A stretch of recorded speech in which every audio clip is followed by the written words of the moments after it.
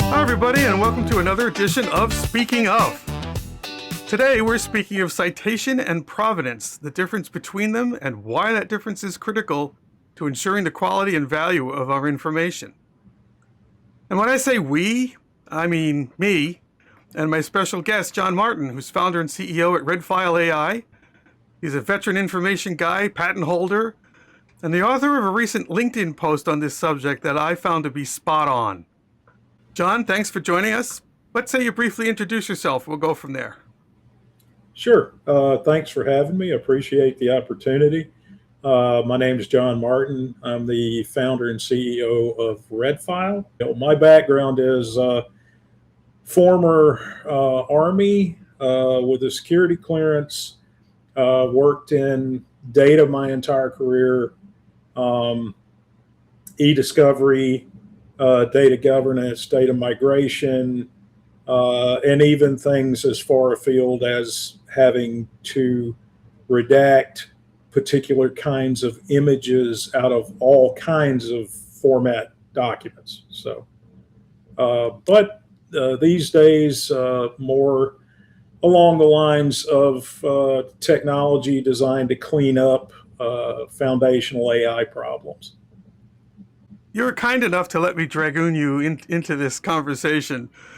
I read your piece, and I will put a link to the piece in the show notes below. For those of you who want to read it, I encourage you to do so. But in our exchange, after you posted, you wrote, and I'm going to quote a little thing here because it's what kind of sparked my thinking and prompted my invitation. So you wrote, "I keep thinking that we spend enormous energy arguing over conclusions while quietly skipping the part where we validate the premises and explain why the effort matters to the business. That gap is where most bad decisions seem to sneak in." And I want to parse that a little bit because in my experience, what often gets lost is this: why does it matter to the business? That's my whole stake in the ground. Question number one, what business problem are you trying to solve? The rest is just details. That's the t-shirt. Yeah. And all I got was this stupid t-shirt. But you raise a really critical point in your piece. So we back up a little bit further, in that quotation. The difference between citation and provenance. So maybe you could tell us in your words, what is the difference? Why do we care? And what led you to make that distinction so clearly? Well, the way I think about it, provenance is being able to track and deterministically account for what is best evidence. What is the some people call it a golden document or something along those lines. Citation is simply a reference to a piece of provenance which may or may not be accurate. It may or may not be the golden document. So to me, the first step is to deterministically prove what should be referenced. It's kind of like my personal view on PowerPoint. I think bullet points are useless. I don't think they should ever be used in PowerPoint, simply because they only matter or have context when the author of the PowerPoint is talking about them. That's it. It would be, to me, much more logical and much more, accurate to include hyperlinks instead, pointing to provenance, pointing to the exact thing that the author was meaning at the time, if that makes sense. Yeah, it does. I hadn't actually thought about it from the standpoint of bullet points. It is a very apt analogy. As someone who presents a lot, it's like, well, how do you do that on a screen in a room full of people? But in terms of the takeaway, that's easy to do. In the PowerPoint exactly. or in the PDF. Yeah. Yeah, you can highlight the bullet point and embed a link. Right. And then that takes all the guesswork out of the equation. Well, and we'll make the grand leap that everybody's perhaps waiting for, because you can't get too far in any conversation these days without utilizing the letters A and I Mm-hmm. in juxtaposition. Um, without having been able to articulate it quite so succinctly, I realize this is one of my biggest peeves regarding AI. Well, even as recently as 6 or 8 months ago, you could go on an AI engine and ask a question and get all kinds of stuff back, and it wouldn't give you even citations. Now they do, many of them. But to your point exactly, I figured out that's a citation to what? The thing that's necessary there is now go look at what's being cited and see, does it even exist really? Yeah, the thing about AI is, people for whatever reason think that larger and larger models are the way to go. And back in about 2015, I was doing some work with one of the two big AI players back then. So from that you can derive it was either Palantir or Watson, one or the other. And essentially, I kept getting called into these meetings with their fellows, with the people that they believe to be the 100 smartest people in that company, and they would say things like, "We want to understand the world," and I would go, "Wow, that seems like a really, really bad idea." They're Cardassians out there and stuff, right? Like, how is understanding that going to positively affect a business unless it's a Cardassian-owned business, right? It just doesn't track. So what they were saying, and what they seem to be missing, is in data there is always more noise than signal. And the problem that, or one of the problems, there are many problems, but one of the problems AI has is it's purely text based. So essentially, it gets text, but it doesn't understand context. And I've seen this in litigation where a lawyer would hold or show an email, and he'd say, "Look, I have the evidence," and I would look at it and go, "No, you have what we call in the military a message fragment," because you don't know if that's the 5th reply or the 17th reply, or if it was forwarded earlier and then replied to again. You've got no clue. I could send an email to you and say, "Hey, what do you think about Bob?" And you could say, "Oh, Bob's an ass." And, I could go, "Yeah, I really love that guy." Okay, well, if all you see is Bob's an ass and you don't see me and don't understand that's just guys busting chops, right? Right. Then all of a sudden it has this pseudo nefarious meaning, because you don't have provenance into what the whole conversation actually meant.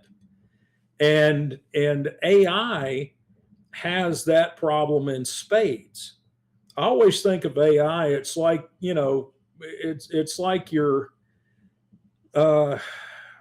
it's like your 12-year-old cousin when you're 18 and playing football for the high school team. They want to hang out with you and they want to make you happy. They want to please you. And that's their number one driving goal, not accuracy.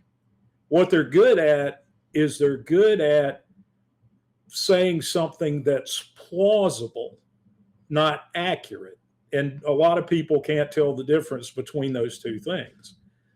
So, they will make stuff up on occasion, or they will simply draw the wrong conclusion from a probabilistic standpoint because they think it matters to you and it will make you happy. So that's my kind of nutshell interpretation of how most of them operate. Yeah, I think that's fair. There certainly are technologies out there that can operate on non-text files, Right. um, but the But point you're making still all the holds. LLM structures were built from text. Yes, and for me, it just further reinforces how the responsibility really is that of the human participant who can apply some discernment. Again, I'm kind of working backwards from the right end of the sentence, because what that means is to apply proper discernment, you have to really understand what it is you're trying to do. What are you going to do with the information that you're trying to get the AI assistance on? Correct. Because otherwise, there are a lot of things that sound like, yeah, that feels right, Yeah, and it may not be. like I said, it's plausible. Yeah, yeah, You yeah. know. So, I mean, we could go on and on about just AI things. And just to that note, a little commercial for myself, which I don't typically do actually, but there are other interviews like this I've done on the subject of AI, and it's a while ago now when I first heard somebody use the phrase small language models. And I went, Right. yes, aha, yes. Because the best use of a tool like AI is is to apply it to your own situation using your own data that has not been diluted by data pulled from other even irrelevant sources. Like you said, like the Kardashians. Right. And if you're not paying for a service and you're not paying to have it be kind of walled off from everybody else, you log into one of these, I call them public services. You give your email and you can use it. All you're doing is feeding into the model, and everybody else has access to the information you're putting in there. It Right. might pop out in exactly the form that you're putting it. So, like the number of times I talk to organizations, they want to try it out first. That's great, but they're using like real data and real personal Yeah. information, and it's like, holy Yeah. cow, don't do that. There are a lot of things around. You can call them small language models. I call them corporate language models. Mm-hmm. Mm-hmm. The issue with that is you can take a language model, and preferably three, because then you have pivot points and you can't tie on anything. But you have to kind of Venn diagram, okay, this language model is good at this, and this one's good at Yep. this, and this one's good at that. And then there's going to be, when you put those three language models together into your Venn diagram, there's going to be components that only one of them is good at. And that's good. That's a good thing, because you do want creative, but you want creative moderated by deterministic and very, very succinct. So, the way I approach that is basically you say, here's the corporation, and let's say it's a energy trading company. Mm-hmm. So what I do is I look at it and I go, okay, what's their SIC code? Who are their regulators? Okay, well, if it's an energy trading company, that's FERC, FINRA, and the IRS. So, okay, let's load everything they have. Let's pull all the regulator data in.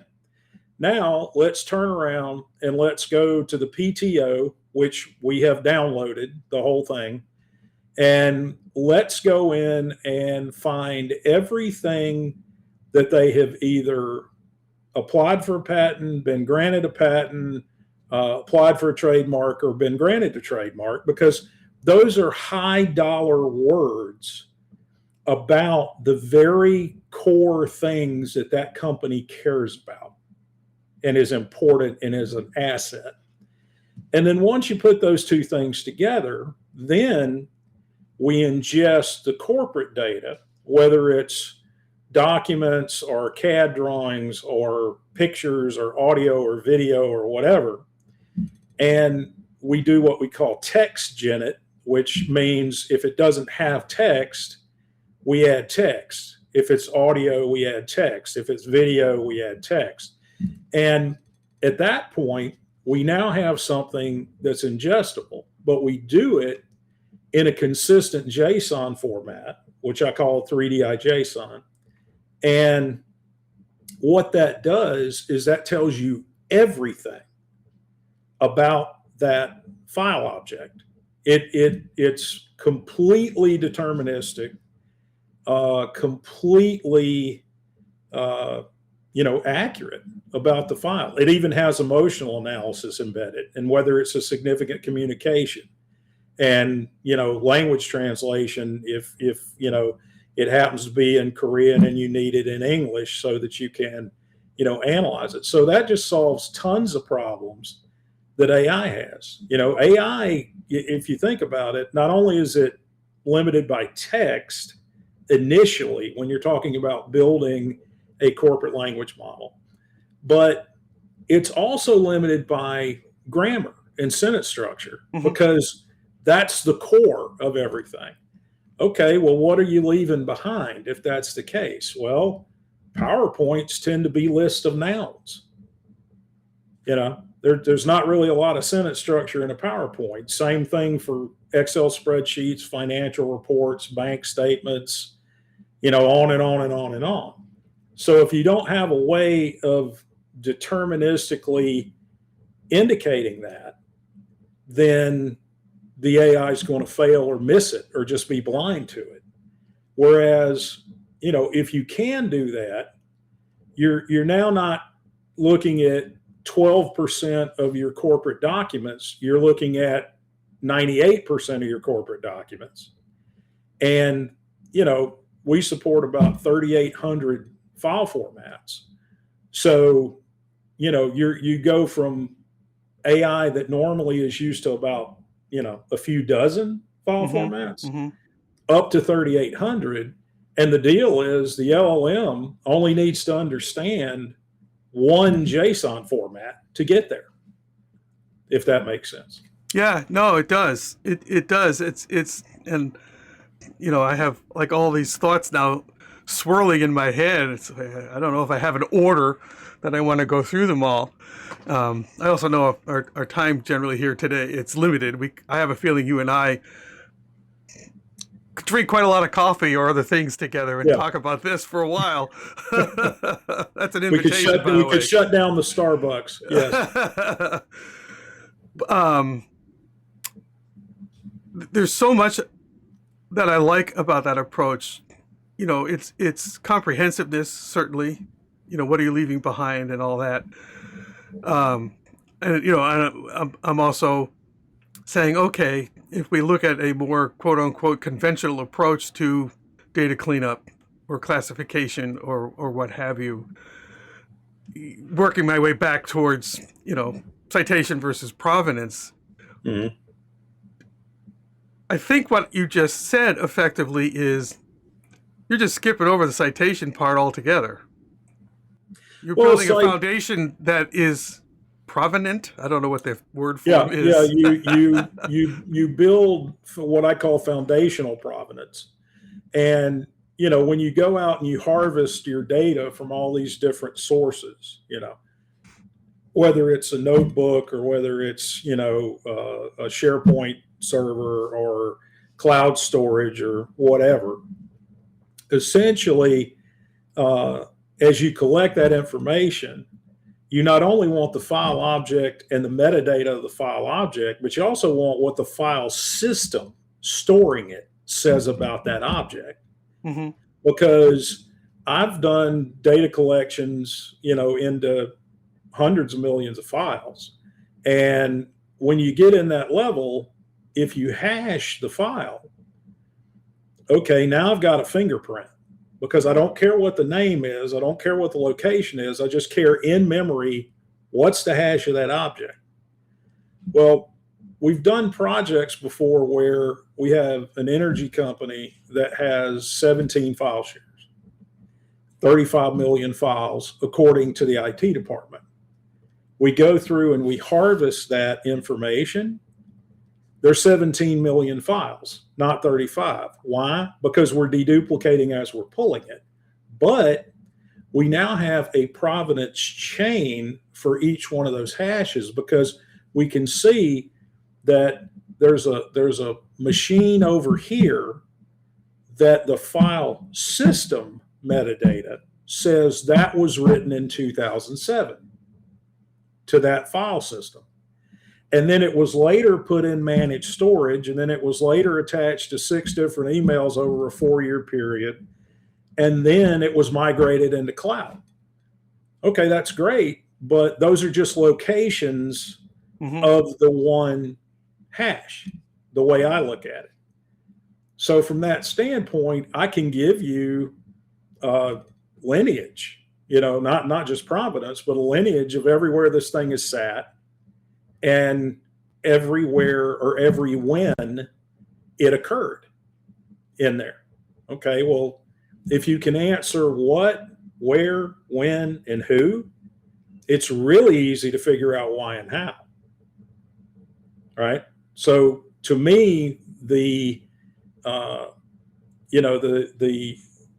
best data and the best information is that you can prove and create a histogram from for each one of them. Because if you see something that's dated 2012 and you can't find any file system in your organization that shows it was written anywhere since just as far back as 2020, yet the metadata says it's from 2012. Okay, so one day it just magically materialized onto a drive somewhere, right? Or it's a forgery. It's not an authentic file. So when you apply really stupid, simple logic like that, because you have a point of reference, the odds of somebody planting a bogus file from 2007 until last week 27 times on 14 different storage devices is pretty low. So that one I'd be comfortable with. The one that says it was created and last modified in 2012, but I can't find it anywhere on any store except in 2020 forward, that I got a problem with. Yeah. No, it is something of a different take on a pretty common issue. See, again, I got more plates spinning in my head. Mm-hmm. So, a couple things. This approach sounds like a fairly hefty lift technologically, and I imagine from a budgetary perspective. Or does it scale downwards to a point where it is accessible? I guess the question in there is, how low can you go with this kind of an approach before it becomes overkill? The bottom line is, if you think about it, if you 3DI is three-dimensional interface or three-dimensional inference, and it operates the 3 legs on the stool, and at this point there are probably 800 legs on the stool. I just didn't want to rename the damn thing. So it was a graphic analysis followed by an attribute. It was graphic content attribute. That's the 3 legs on the stool. So the reason you go graphic first is because not everything has text, right? Mm-hmm. So if you go with graphic, everything you can see and even smell and taste can be expressed as a gas chromatograph plot. So graphic covers 100% of everything you've got. But everybody in the world for the last 30 or 40 years focus on text, right? That's the primary OCR, text extraction, text search engines, etc. Well, let's think about that for a minute. If I have a 5-page document and it's got perfect text in it, what's the first thing every single technology out there does? It extracts the text and it converts it from a 5-page document to a 35-foot long sentence. Because that's what a text index is. It's a string. Yeah. Okay. Well, once you have a string of text, there's only 2 ways to search that. Either ordinally, this word or phrase before or after that word or phrase, or proximity, this word or phrase within so many words of that word or phrase. So, if you go through all the different methodologies people use, and they'll say, you'll hear people say Bayesian, and you'll hear people say k-means nearest neighbor, and hidden Markov model, and hyperspace, and all these text algorithms. All they do is weight those 2 ways of searching. You're still not searching other than proximity or ordinal. They're just weighting what the outcome is. That's all.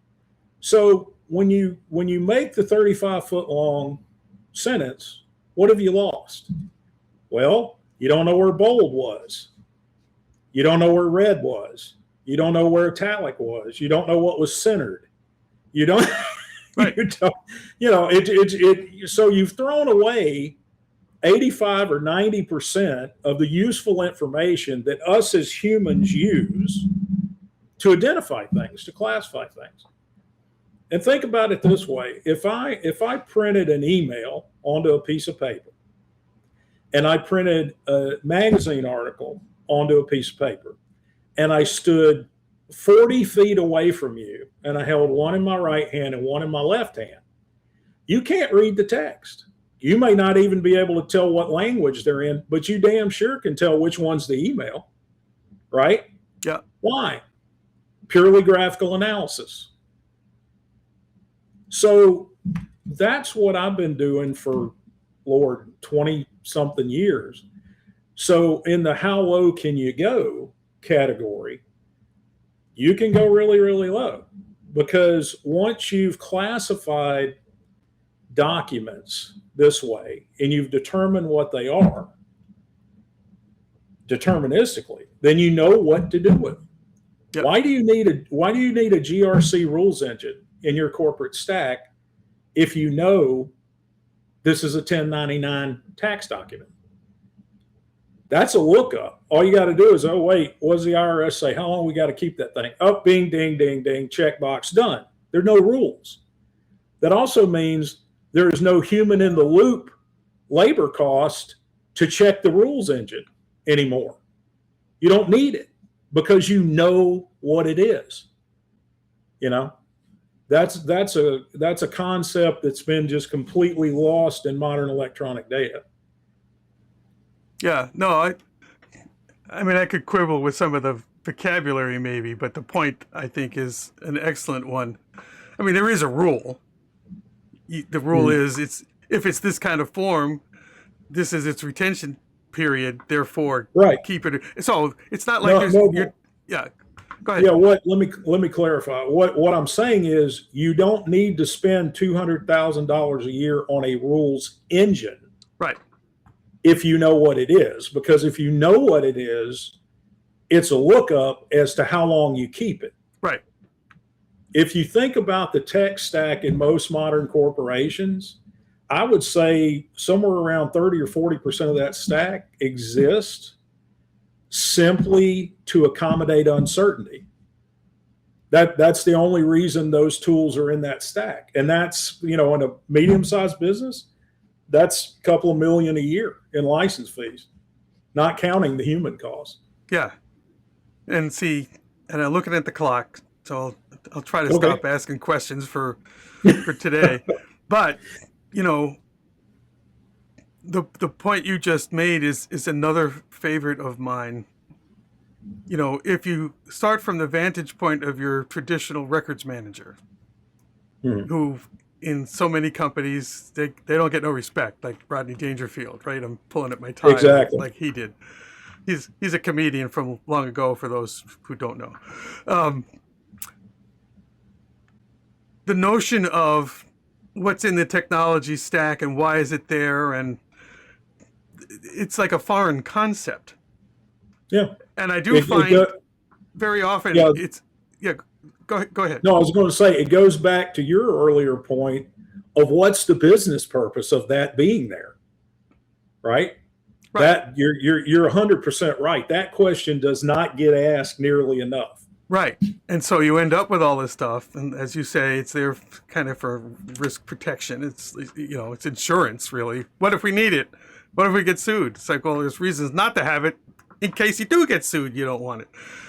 But you know, starting from the vantage point of records management, one of the reasons I find this topic so fascinating, and the reason that we keep weaving in and out of AI and provenance and citation, and now we're talking basically about business justification, it is a single ball of wax. A lot of this stuff, I think, grew up through different technology stacks, and so we tend to think them as being separate, but they're really not. So No. even working from the other side, from the data side, why do we care about all the documents? You have to look at both. A lot of the stuff that's in the documents got drawn from a database somewhere, and it just showed up on Correct. paper or screen or Yeah. PDF or something. So, as Yeah. somebody said to I've me, actually did a project where we were doing data classification, and we classified a whole bunch of documents, and they were all, applying this rule and that rule, keep this 3 years, keep that 7 years, keep this 3 years past when the lease expires, that conditional stuff. But what was interesting is we started going through it. I started saying, okay, what's the provenance of this? Where does this come from? Well, these PDFs here are all generated from SAP. And I said, oh, okay, well then we don't need to keep the PDF because SAP is a It's in there. governed system, and therefore you can just regenerate this whenever you want to. But people, I don't think very many people at all take it to that level. They don't go, okay, where else is this data, and is it already a governed source? right, You know? right, and for me, governing in place is just fine. Yeah. You don't need, and then you roll into just basics of security and things. Well, what does that have to do with a record of a lease or a? It's like, well, I know I'm supposed to store it over here, but I can't have access to it because the security is set wrong or something. But we need to work on it in our department, so we put it over here in the shared drive that everybody can get to. And that's wrong. And you probably just open the door for a lawyer later on after a cyber breach to say, did you consistently follow your policies and procedures about security and Right. storage? And the answer is no, we did not. Why? Because it's hard. I mean, and boom, there, here comes the monetary amount you're going to pay now for that. So Yeah. No, it's boy, we could talk so much more about this. I think we won't anymore for today. Thank you for spending all this time. Absolutely. Definitely. Let's stay in touch. We'll have you back at some point. Maybe we'll be in the same city at the same time. We can get together. The folks who are watching, thanks for tuning in. Reach out to either of us anytime. Speaking personally, I really enjoy these conversations, but at the end of the day, they're really more for you guys than it is for me. So let's keep the conversation going. Email, LinkedIn, all the places. Thank you, John.